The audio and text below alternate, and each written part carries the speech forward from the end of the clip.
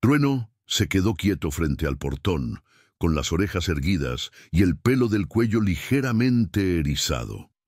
Era extraño verlo así a las 5 de la mañana, mirando fijamente hacia el corral sur, como si hubiera visto algo que Miguel no podía percibir.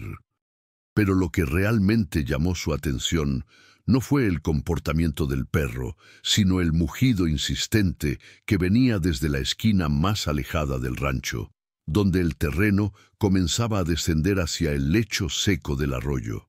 La güera, su vaca lechera más vieja, llevaba 3 madrugadas consecutivas haciendo lo mismo.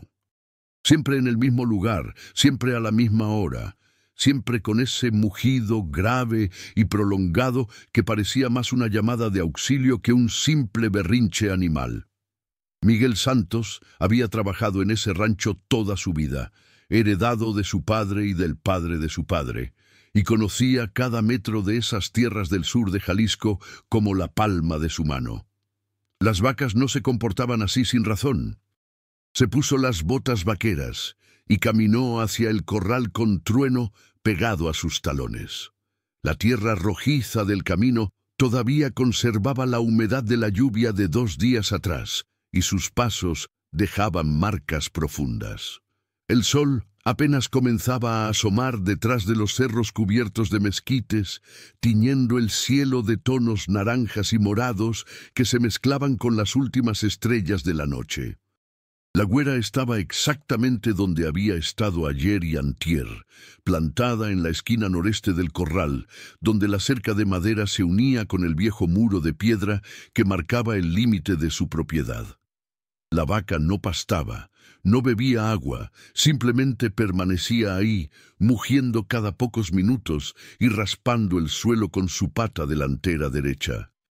El movimiento había creado un pequeño surco en la tierra, como si estuviera tratando de cavar. Miguel se acercó con cuidado. Trueno gruñó suavemente, un sonido gutural que el perro solo hacía cuando algo lo inquietaba de verdad.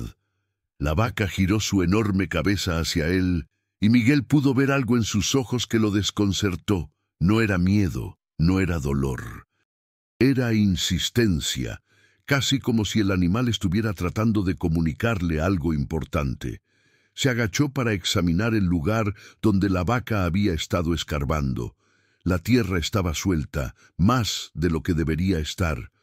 Pasó los dedos por el surco y sintió algo duro bajo la superficie, algo que no era piedra ni raíz. Antes de continuar, por favor, suscríbanse al canal, dejen su like y un comentario diciéndonos desde dónde están escuchando esta historia.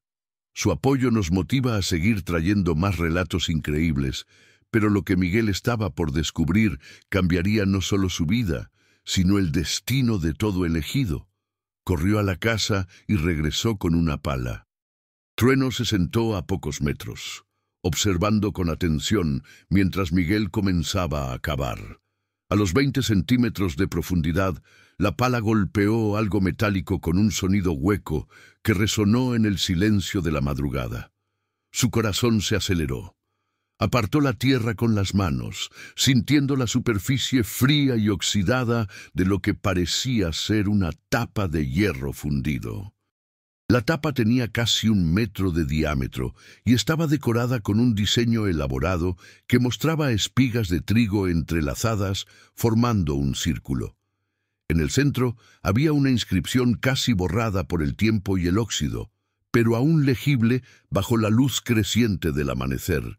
Miguel limpió el polvo con el paliacate que llevaba al cuello y leyó las palabras grabadas en el metal. Molino San Miguel, propiedad de Abundio Santos, 1943. Abundio Santos. Su abuelo. Miguel nunca había conocido a su abuelo. El hombre había muerto antes de que él naciera, y su padre rara vez hablaba de él. Solo mencionaba que había sido un hombre trabajador que perdió todo durante los años difíciles después de la Revolución. Pero esta tapa con el nombre de su abuelo grabado, estaba enterrada en su propiedad, en un lugar que él había transitado miles de veces sin saber que algo importante yacía bajo sus pies. La tapa tenía un aro de hierro en un costado. Miguel jaló con fuerza, sintiendo cómo sus músculos se tensaban con el esfuerzo. La tapa cedió lentamente, rechinando con un sonido metálico que asustó a las gallinas del corral vecino. Una bocanada de aire fresco y sorprendentemente limpio salió del agujero que había quedado al descubierto. No era el olor a tierra podrida o moho que Miguel había esperado. Era aire circulante, como si hubiera algún tipo de ventilación en lo que fuera que había debajo. Sacó su celular y encendió la linterna. El haz de luz iluminó una escalera de hierro que descendía en la oscuridad. Sus peldaños todavía sólidos, a pesar de las décadas de abandono. Las paredes del pozo eran de ladrillo trabajado, con un acabado profesional que hablaba de una construcción importante, no de un simple escondite improvisado. Trueno gimoteó, acercándose al borde del agujero, pero sin atreverse a meter la cabeza. Miguel vaciló por un momento. Debería llamar a alguien, quizás al delegado municipal o a su vecino don Jacinto, que conocía todas las historias viejas del ejido. Pero había algo en ese descubrimiento que le parecía profundamente personal, conectado a su sangre, a su apellido grabado en ese metal oxidado. Comenzó a descender. Los peldaños sostenían su peso sin problema. Bajó lentamente, contando cada escalón. 10, 15, 20 peldaños antes de que sus botas tocaran suelo firme.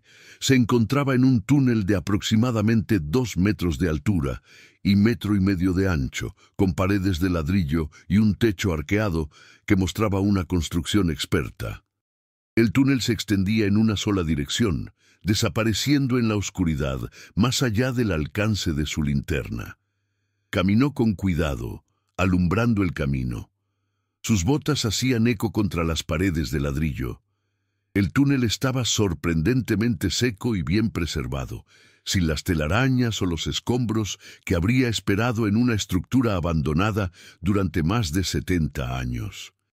Después de unos 50 metros, el túnel terminaba en una puerta de madera maciza con bisagras de hierro forjado. La puerta tenía una placa de bronce atornillada en el centro.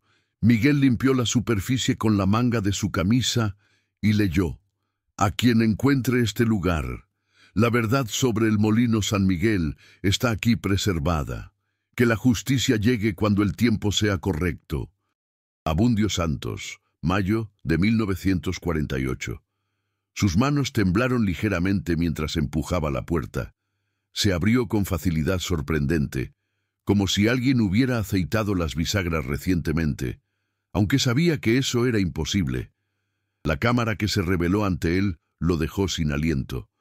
Era una habitación circular de aproximadamente 8 metros de diámetro, con un techo que se elevaba a casi 4 metros de altura. Las paredes estaban cubiertas de estantes de madera del piso al techo, llenos de cajas metálicas numeradas y organizadas meticulosamente. En el centro de la habitación había una mesa de madera maciza y sobre ella docenas de documentos esparcidos, mapas amarillentos, fotografías en blanco y negro y sobres de papel grueso sellados con lacre rojo. Miguel se acercó a la mesa, sintiendo cómo su corazón latía con fuerza contra su pecho. La fotografía, que estaba encima de todo lo demás, mostraba a un hombre de unos 40 años, con bigote espeso y ojos que Miguel reconoció inmediatamente porque los veía cada mañana en el espejo. Era su abuelo, no había duda. El hombre estaba parado frente a un edificio grande con un letrero que decía «Molino San Miguel, Abundio Santos, propietario». A su lado había una mujer joven, con un vestido de los años 40 y 3 niños pequeños, pero lo que realmente captó su atención fue el sobre que estaba justo debajo de la fotografía. Era de papel grueso, amarillento por el tiempo, y en el frente, escrito con una caligrafía cuidadosa en tinta negra, decía «Para Miguel Santos, mi nieto». Lo abrió con manos temblorosas. Dentro había una carta escrita a mano en varias páginas de papel fino. La fecha en la esquina superior derecha decía 15 de mayo de 1948. Mi querido nieto Miguel, comenzaba la carta, si estás leyendo esto, significa que finalmente encontraste lo que dejé escondido bajo la tierra, que algún día será tuya. Sé que probablemente nunca nos conoceremos en vida, pero necesito que sepas la verdad sobre lo que nos fue arrebatado y por qué tuve que esconder estas pruebas. Miguel siguió leyendo, su vista moviéndose rápidamente sobre las palabras escritas décadas antes de su nacimiento. Su abuelo explicaba cómo había construido el Molino San Miguel en 1935, un negocio próspero que procesaba trigo de todo el sur de Jalisco. El molino había crecido hasta emplear a más de 50 familias del ejido, y su abuelo había adquirido legalmente casi 200 hectáreas de tierra fértil alrededor del molino, todo debidamente registrado en el Registro Público de la Propiedad de Guadalajara. Pero en 1946, una empresa llamada Compañía Agroindustrial del Bajío, respaldada por inversionistas extranjeros y políticos corruptos de la capital, había puesto sus ojos en esas tierras y en el molino. Querían expandir su monopolio sobre el procesamiento de granos en toda la región. Cuando Abundio se negó a vender, comenzaron las amenazas. Luego vinieron los accidentes, un incendio en uno de los almacenes, la contaminación del pozo de agua, maquinaria saboteada. Finalmente, en marzo de 1947, llegó la orden judicial. Documentos falsificados mostraban que Abundio nunca había pagado ciertos impuestos, que había deudas pendientes que no existían, que las escrituras de propiedad tenían irregularidades. Un juez corrupto dictaminó el embargo de todas las propiedades. Abundio fue despojado de todo en cuestión de semanas. No pude luchar contra ellos legalmente, continuaba la carta. Tenían el poder, el dinero y la complicidad de las autoridades. Pero sí pude preservar la verdad. En esta cámara encontrarás todas las escrituras originales, los recibos de pago, las cartas que prueban la conspiración, los documentos que muestran quién estaba detrás de todo. Guardé también lo que pude rescatar antes de que se lo llevaran todo. La carta terminaba con instrucciones específicas sobre dónde buscar los documentos más importantes y una advertencia. Ten cuidado, Miguel. Los herederos de aquellos que nos robaron todavía controlan mucho poder en esta región, pero si encuentras el momento correcto y tienes el valor suficiente, puedes reclamar lo que es tuyo por derecho. Miguel dejó la carta sobre la mesa y miró alrededor de la cámara con nueva comprensión. Se acercó a los estantes y comenzó a abrir las cajas metálicas. La primera contenía escrituras de propiedad, todas con el sello oficial del Registro Público de la Propiedad, mostrando que Abundio Santos era el legítimo dueño de 186 hectáreas, incluyendo las tierras donde ahora se encontraban 3 ranchos vecinos, además de su propia propiedad. La segunda caja contenía correspondencia. Cartas entre ejecutivos de la Compañía Agroindustrial del Bajío, discutiendo abiertamente cómo planeaban forzar la venta, a quién necesitaban sobornar, qué jueces eran cooperativos. Había incluso recibos de pago realizados a funcionarios gubernamentales con nombres y cantidades claramente especificados. La tercera caja contenía fotografías del molino en su momento de gloria, contratos con clientes de todo Jalisco y estados vecinos, reportes de producción que mostraban las ganancias sustanciales del negocio. Había también fotografías de celebraciones, de las familias que trabajaban ahí, de su abuelo estrechando manos con agricultores locales. Pero fue la cuarta caja la que lo dejó impresionado. Cuando levantó la tapa, la luz de su celular se reflejó en docenas de barras pequeñas de oro, cada una del tamaño de una cajetilla de cigarros. cuidadosamente envueltas en tela de lino. Debajo de las barras había bolsas de piel que contenían monedas de oro y plata de diferentes denominaciones, algunas que databan de principios del siglo XX. Miguel se sentó en una de las sillas de madera que había junto a la mesa, tratando de procesar todo lo que estaba viendo. Su familia no era pobre, pero tampoco rica. Vivían modestamente del rancho, criando ganado y cultivando maíz y frijol en las 25 hectáreas que su padre le había heredado. Tenía deudas con el banco, la camioneta necesitaba reparaciones constantes y apenas el mes pasado había recibido una notificación de que si no pagaba lo atrasado en 3 meses, iniciarían un proceso de embargo. Y ahora descubría que en realidad su familia había sido propietaria de casi 200 hectáreas, de un molino próspero y que todo les había sido robado mediante fraude y corrupción. La injusticia de todo aquello lo golpeó como un puñetazo en el estómago.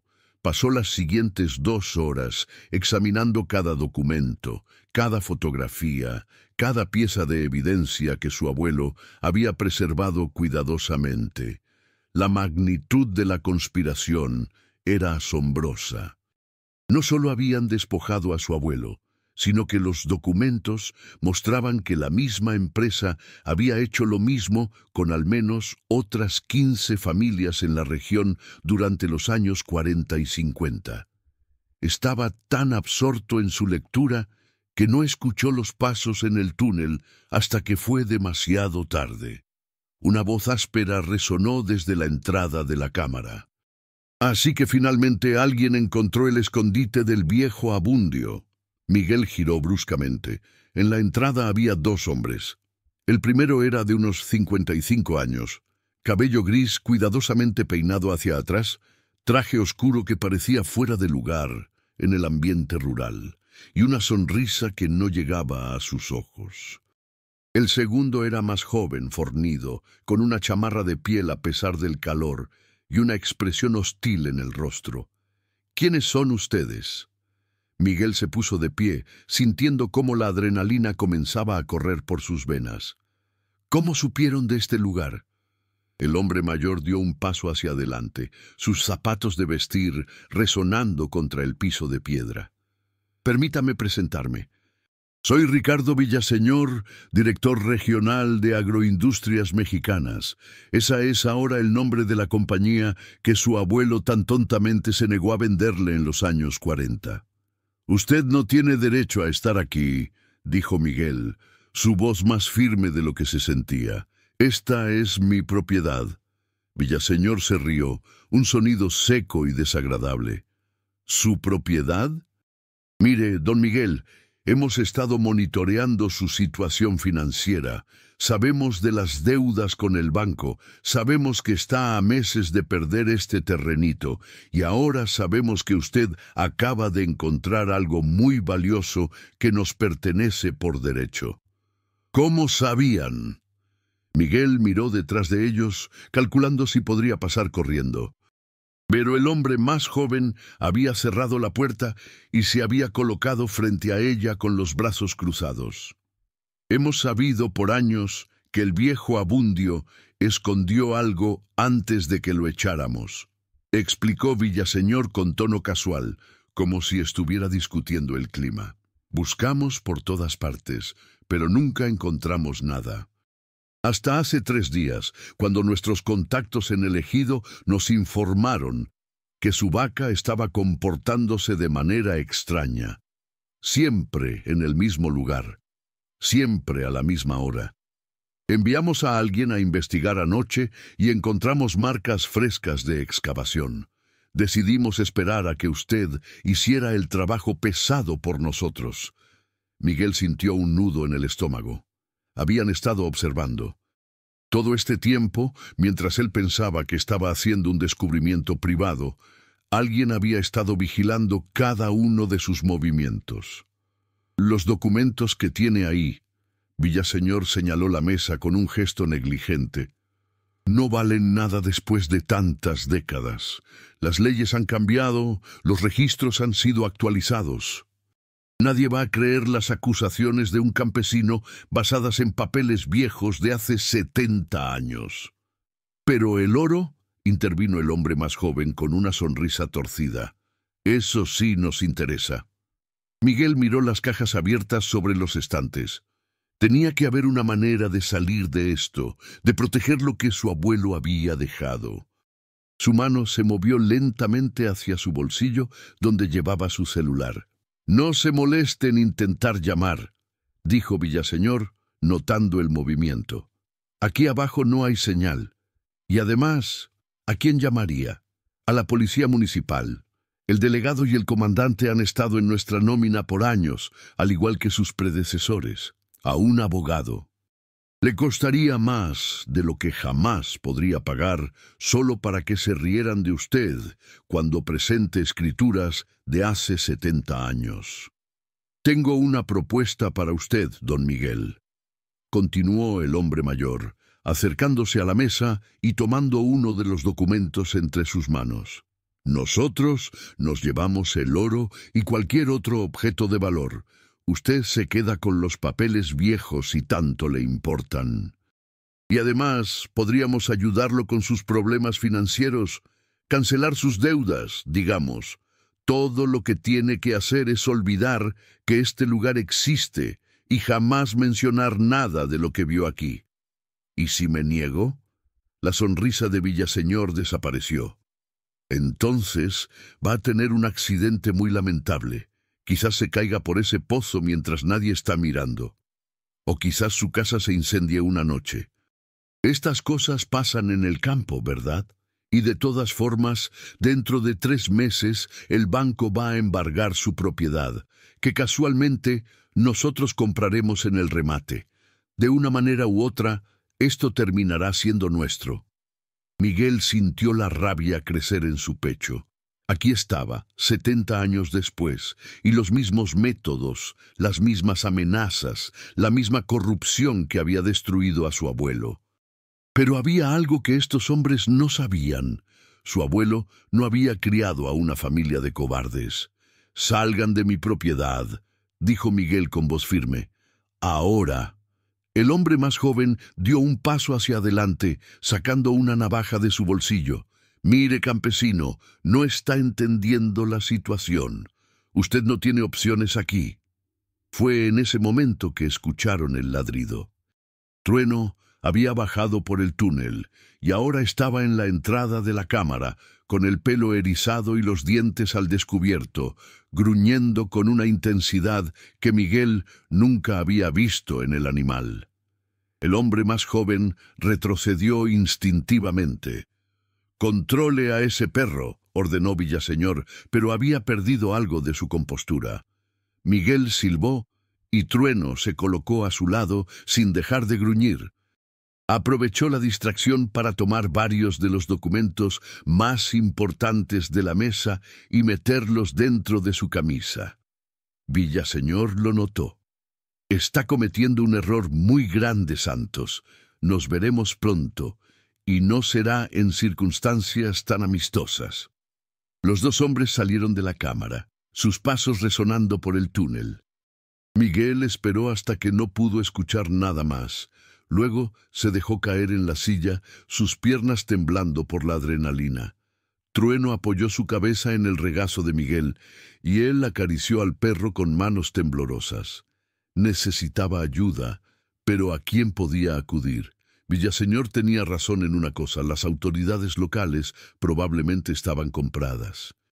Necesitaba a alguien que conociera la historia real, alguien que hubiera vivido esos tiempos. Doña Estela. La mujer vivía a 2 kilómetros de su rancho, en una casita de adobe que siempre mantenía impecablemente limpia. Tenía 82 años y había vivido en el ejido toda su vida. Miguel recordaba que su padre solía visitarla seguido antes de morir y que siempre hablaban en voz baja sobre el pasado. Si alguien sabía algo sobre su abuelo y el molino, sería ella. Tomó las fotografías más importantes. varios documentos clave y 2 de las barras de oro que podía ocultar bajo su camisa. Cerró la cámara cuidadosamente, subió por el túnel con Trueno, siguiéndolo de cerca, y volvió a colocar la tapa de hierro sobre el agujero, cubriéndola ligeramente con tierra. No era una protección perfecta, pero al menos no sería visible a simple vista. El sol ya había salido completamente cuando llegó a su camioneta. Miró hacia el camino de tierra que llevaba a la carretera principal y vio polvo a la distancia. Alguien venía. No podía arriesgarse a que fueran los hombres de Villaseñor. Conocía otro camino, uno que casi nadie usaba, un sendero estrecho que pasaba por detrás del Cerro de los Mezquites y salía cerca de la casa de doña Estela. Arrancó la camioneta y tomó ese rumbo, con Trueno en el asiento del pasajero, todavía alerta. El sendero era apenas lo suficientemente ancho para su vehículo, con ramas de huizache arañando los costados de la camioneta mientras avanzaba despacio. Le tomó 20 minutos llegar a la casita de adobe de doña Estela, cuando normalmente le habría tomado 10 por la carretera principal. La mujer estaba en su corredor, regando las macetas de bugambilias que colgaban del techo. Al ver llegar la camioneta de Miguel por el camino trasero, su expresión cambió inmediatamente a una de preocupación. «Muchacho, ¿qué pasó?», preguntó, dejando la regadera y bajando los escalones del corredor con sorprendente agilidad para su edad. «Te ves como si hubieras visto un fantasma». Miguel bajó de la camioneta con los documentos apretados contra su pecho. «Doña Estela, necesito hablar con usted. Es sobre mi abuelo, sobre el molino San Miguel». El rostro de la mujer se puso pálido. Miró a ambos lados del camino, como verificando que nadie los hubiera seguido. Luego hizo un gesto para que Miguel entrara rápidamente a la casa.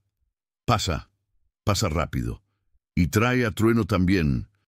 No queremos que nadie sepa que estás aquí».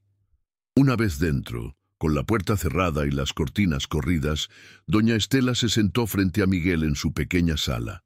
Sus manos temblaban ligeramente mientras se servía un vaso de agua. «Sabía que este día llegaría», dijo con voz suave.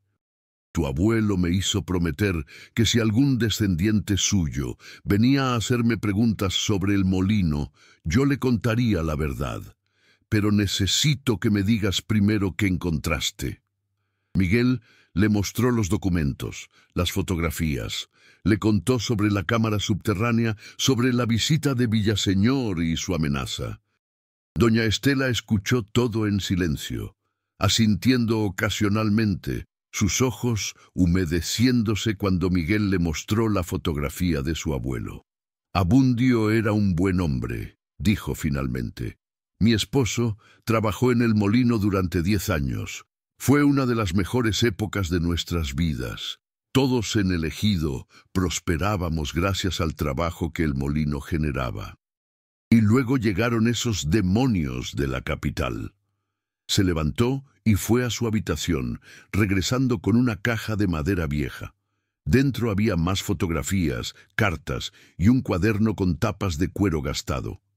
«Tu abuelo me dio esto antes de que se lo llevaran todo», explicó. «Me pidió que lo guardara, que se lo diera a cualquiera de sus descendientes que viniera buscando respuestas. Es su diario de los últimos años, donde documentó todo lo que le estaban haciendo».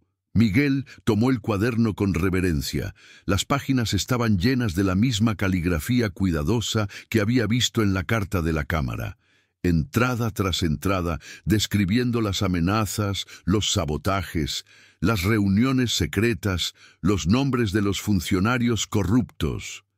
«Hay algo más que necesitas saber», dijo doña Estela, su voz apenas un susurro. «La compañía agroindustrial del Bajío no solo robó el molino y las tierras de tu abuelo. Hicieron lo mismo con 18 familias más en esta región entre 1945 y 1952. Usaban los mismos métodos cada vez. Documentos falsificados, jueces comprados, amenazas de violencia.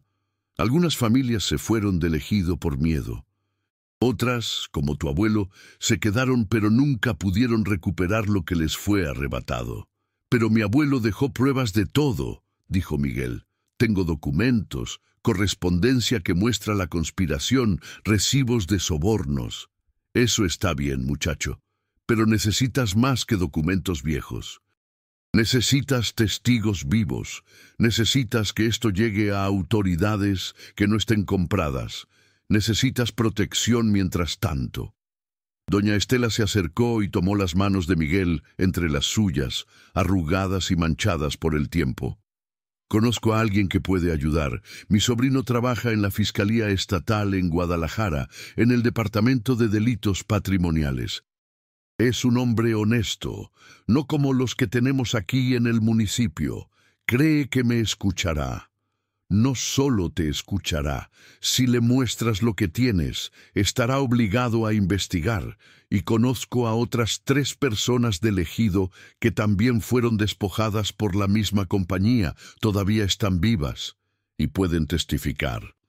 Miguel sintió por primera vez, desde el encuentro con Villaseñor, que quizás había una posibilidad.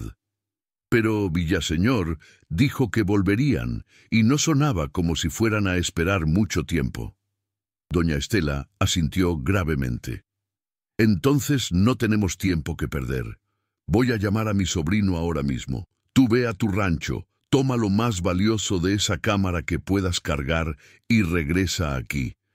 Puedes quedarte en mi casa hasta que lleguen las autoridades apropiadas. No puedo ponerla en peligro, doña Estela. La mujer se rió, un sonido sorprendentemente fuerte. Muchacho, tengo 82 años.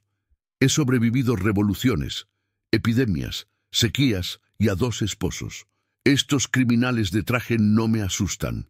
Además, agregó con un brillo en los ojos, he estado esperando 70 años para ver que se haga justicia por lo que le hicieron a tu abuelo y a mi esposo. No voy a dejar pasar esta oportunidad. Miguel regresó a su rancho por el mismo sendero escondido. Era casi mediodía y el calor del sol jalisciense caía implacable sobre los campos secos. La güera seguía en la esquina del corral, pero ahora pastaba tranquila, como si su misión de alertarlo hubiera terminado. Bajó nuevamente al túnel, esta vez con una mochila grande. Trabajó rápido, llenándola con documentos, fotografías y tantas barras de oro como podía cargar sin que el peso fuera imposible de manejar. Tomó también el diario personal que su abuelo había mencionado en la carta que encontró en una de las cajas metálicas. Estaba cerrando la última caja cuando escuchó el sonido de vehículos afuera. Múltiples motores, acercándose rápido. Trueno, que había bajado con él, comenzó a gruñir. Miguel apagó la linterna de su celular y se quedó quieto en la oscuridad, escuchando. Voces arriba, varias personas. Pasos moviéndose por su propiedad. Alguien gritó que habían encontrado la tapa de hierro. ¡Saquen todo! Era la voz de Villaseñor. Cada documento, cada pieza de oro, y si encuentran a Santos, tráiganmelo. Miguel miró alrededor de la cámara oscura. Había otra salida, tenía que haberla. Los túneles de este tipo, especialmente los construidos como escondites, siempre tenían rutas de escape alternativas. Comenzó a buscar con las manos en la oscuridad, palpando las paredes. Sus dedos encontraron algo diferente en la pared opuesta a la entrada. Una sección de ladrillo que sonaba hueca cuando golpeaba con los nudillos. Empujó y la sección completa se movió hacia adentro, revelando un pasaje estrecho que se extendía en la oscuridad. Escuchó pasos en el túnel principal, acercándose a la cámara. No había tiempo para cerrar la entrada secreta apropiadamente. Entró al pasaje estrecho con Trueno pegado a sus talones y la mochila colgando de su hombro, moviéndose lo más rápido que podía en la oscuridad casi total.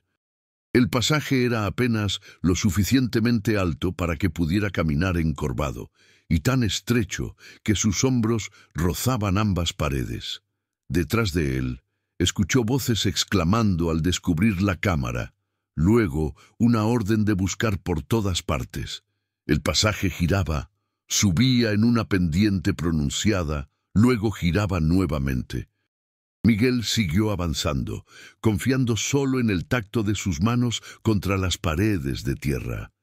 Después de lo que parecieron horas, pero probablemente fueron solo minutos, vio luz adelante. Una luz tenue que se filtraba a través de algo.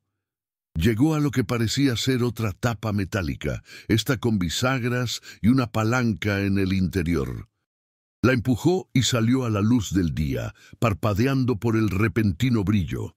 Estaba en medio de un campo de nopales a al menos 500 metros de su casa, en una parte de su propiedad que rara vez visitaba.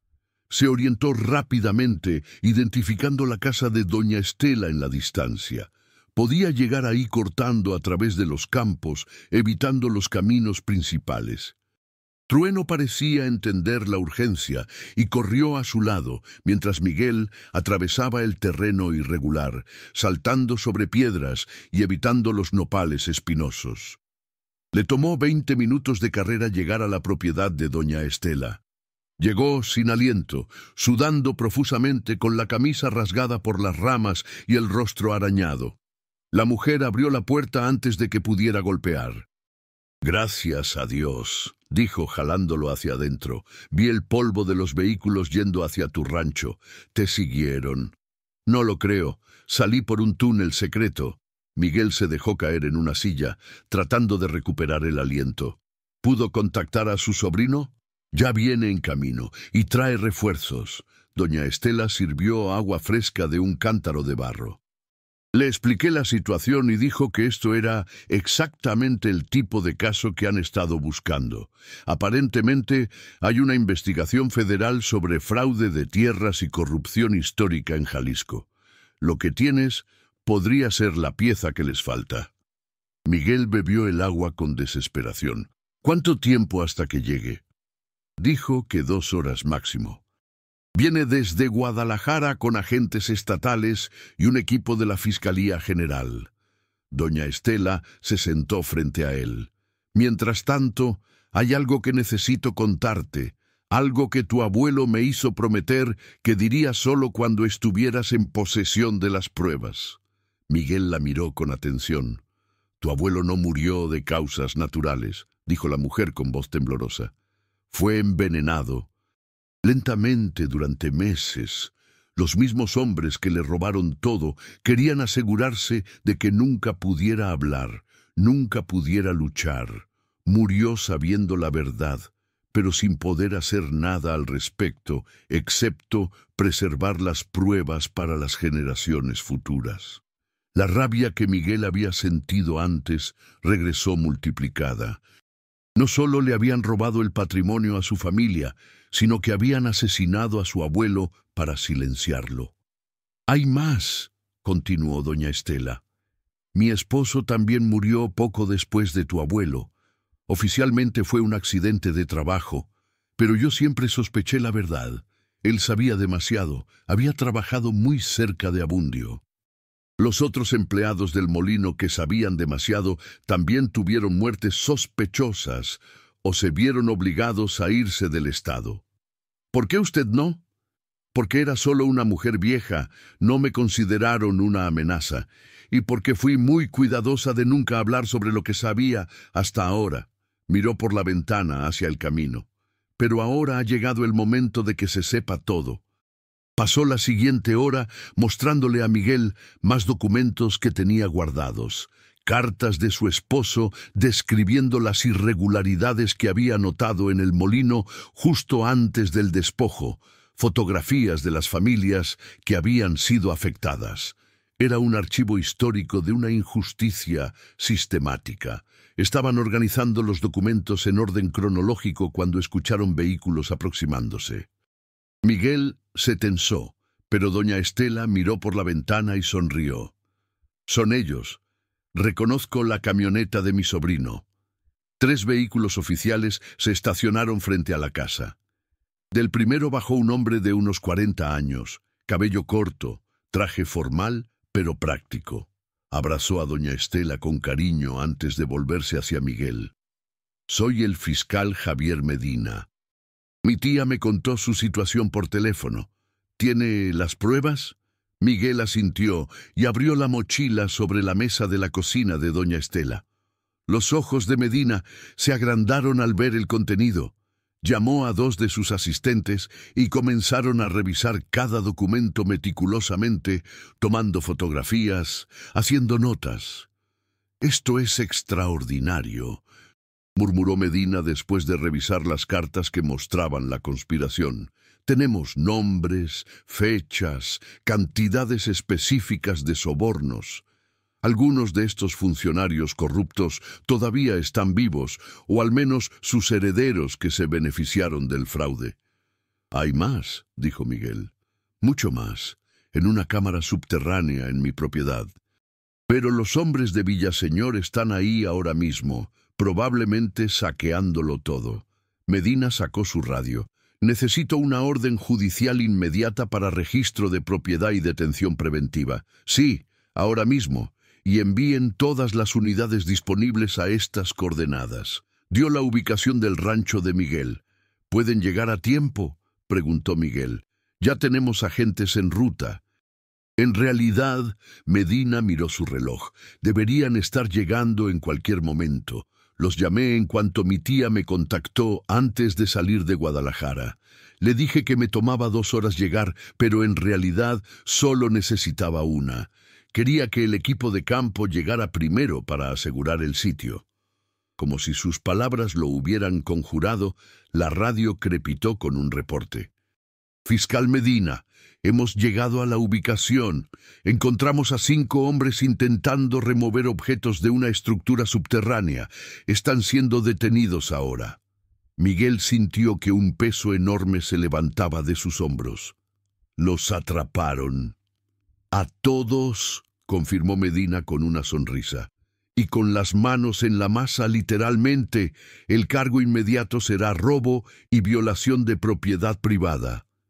Los cargos mayores vendrán después, cuando procesemos toda esta evidencia». Durante las siguientes horas, la casa de doña Estela se convirtió en un centro de operaciones improvisado. Más agentes llegaron, expertos en documentación histórica, peritos contables. Miguel dio su declaración completa, describiendo cada detalle desde el comportamiento extraño de la güera hasta el encuentro con Villaseñor. Medina explicó que la investigación federal sobre fraude de tierras había estado activa por 2 años, pero les faltaban pruebas documentales concretas de las épocas más antiguas.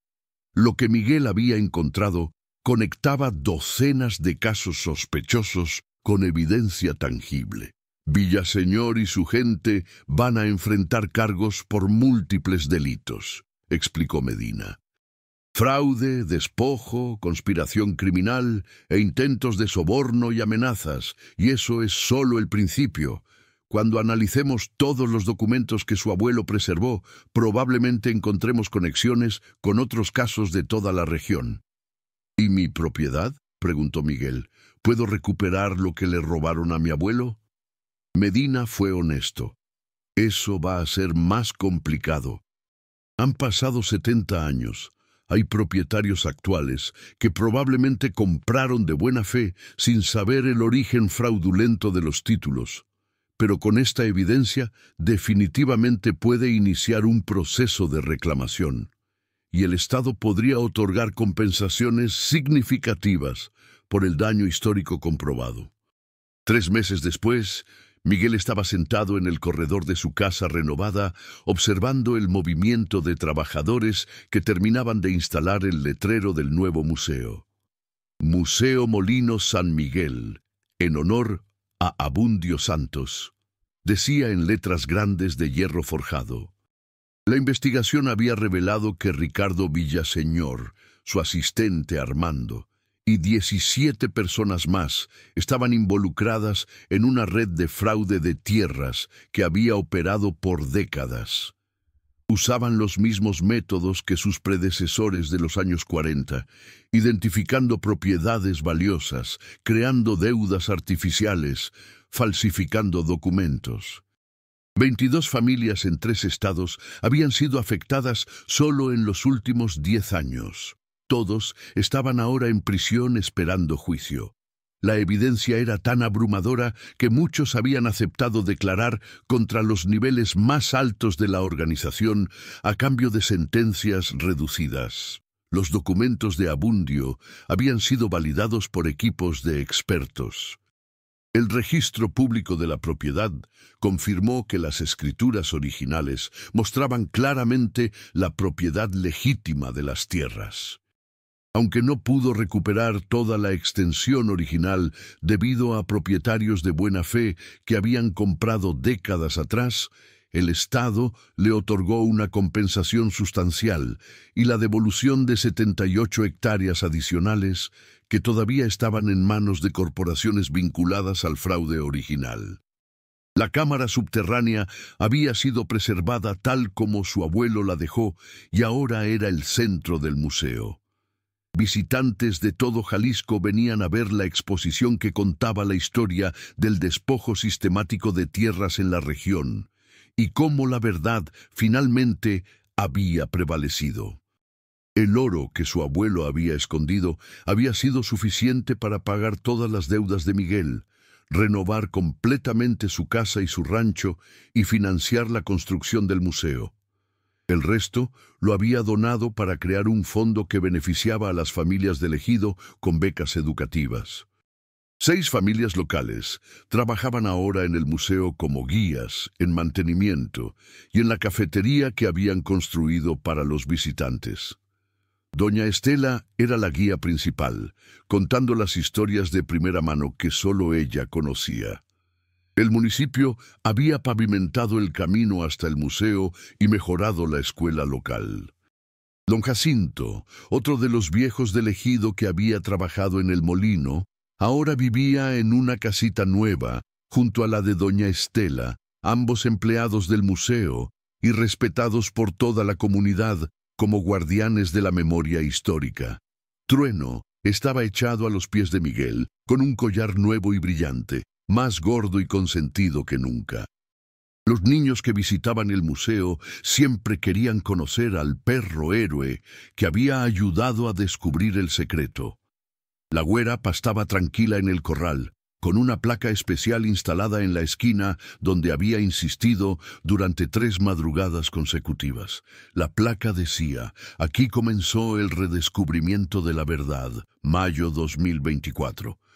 Miguel sostenía en sus manos una fotografía enmarcada de su abuelo Abundio, tomada frente al molino en sus días de gloria. La semejanza entre ellos era innegable, no solo en las facciones físicas, sino en la determinación que se veía en los ojos. Doña Estela subió los escalones del corredor, trayendo 2 tazas de café. Se sentó junto a Miguel y ambos observaron en silencio cómo el sol comenzaba a ponerse detrás de los cerros. «Tu abuelo estaría orgulloso», dijo finalmente la mujer. «No solo recuperaste parte de lo que le fue robado, sino que te aseguraste de que la verdad se conociera y que beneficiara a toda la comunidad». Miguel asintió. «Todo gracias a una vaca terca que no dejaba de mugir». Doña Estela se rió. «Las formas en que se manifiesta la justicia son misteriosas, muchacho. Tu abuelo dejó esas pistas, pero necesitaba que alguien las encontrara. Y la güera, de alguna manera, sabía exactamente dónde señalar». Un grupo de niños de la escuela local llegó corriendo, parte de una visita escolar programada al museo. Querían saludar a Trueno y escuchar la historia una vez más de cómo un perro y una vaca habían ayudado a resolver un misterio de 70 años. Miguel los observó mientras doña Estela comenzaba a contar la historia con su voz clara y firme. Los niños sentados en círculo alrededor de ella, completamente cautivados. Esta era la verdadera victoria, pensó. No solo la justicia legal o la compensación financiera, sino que las nuevas generaciones conocerían la verdad y aprenderían las lecciones del pasado. El gobierno estatal había reconocido oficialmente la injusticia histórica cometida contra Abundio Santos y las otras familias. El molino, o al menos el sitio donde había estado, ahora llevaba oficialmente el nombre Sitio Histórico Molino San Miguel, y era considerado Patrimonio Cultural de Jalisco. Un autor de Guadalajara estaba escribiendo un libro sobre el caso, documentando no solo la historia de la familia Santos, sino también las historias de las otras familias afectadas por el mismo esquema de fraude. Una universidad estatal había expresado interés en hacer un estudio más amplio sobre el despojo sistemático de tierras en el México post-revolucionario. Miguel miró hacia el horizonte, donde las últimas luces del día pintaban el cielo de tonos naranjas y púrpuras. En la distancia podía ver las tierras que ahora eran suyas nuevamente, tierras que habían pertenecido a su abuelo, que habían sido robadas mediante fraude y corrupción, pero que finalmente habían regresado a manos de la familia que les daba su nombre. No todas las tierras, no todo lo que habían perdido, pero lo suficiente. Y más importante aún, la verdad había prevalecido. La injusticia había sido reconocida y los culpables habían enfrentado consecuencias. Abundio Santos había muerto sin ver justicia, pero había tenido la previsión y el coraje de preservar la verdad para que algún día, cuando el tiempo fuera correcto, pudiera salir a la luz. Y ese día había llegado, traído por el mugido insistente de una vaca vieja en una esquina del corral. Miguel alzó su taza de café en un brindis silencioso hacia la fotografía de su abuelo. La justicia había tardado 70 años, pero finalmente había llegado. Y su legado no era solo de tierra y propiedad, sino de integridad, de resistencia y de la inquebrantable creencia de que la verdad siempre encuentra la manera de emerger, sin importar cuánto tiempo permanezca enterrada.